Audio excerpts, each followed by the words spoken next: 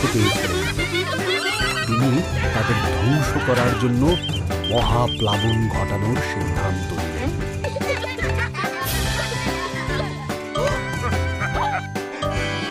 সেই সময়ে নোহ নামে এক লোক ছিলেন, যিনি বাকি লোকেদের মতো ছিলেন না।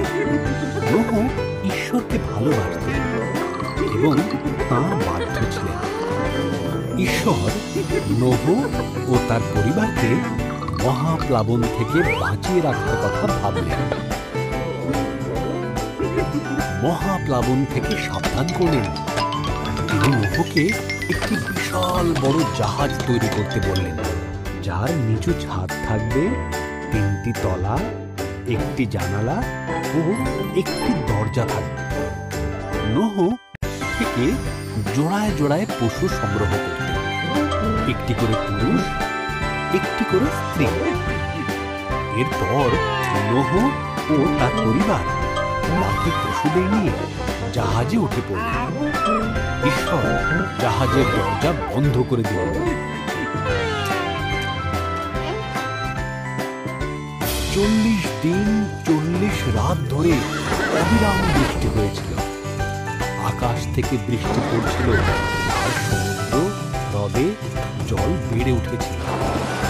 এর ফলে পৃথিবীর উচ্চতম পর্বতগুলিও মহাপ্লাবনে ডুবে গিয়েছিল।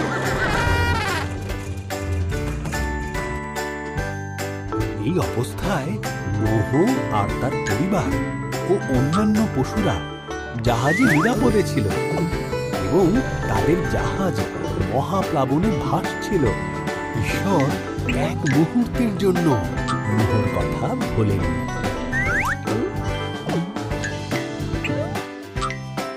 ঈশ্বর বাতাস পাঠালেন, জলের স্তর নেমে গেল, জাহাজটি আরারত পর্বতে থেমে গেল। নোহ একটি ঘুঘু পাখিকে বাইরে ছেড়ে দিলেন।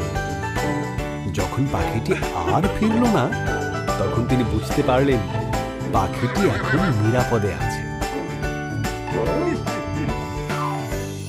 ভূমি শুকিয়ে যাবার পর ঈশ্বর তাদেরকে জাহাজ থেকে বেরিয়ে আসতে বললেন। তিনি আকাশে প্রতিজ্ঞা স্বরূপ একটি মেঘধনু বানালেন, এই কারণে যে তিনি আর কখনো পৃথিবীতে মহাপ্লাবন আনবেন না।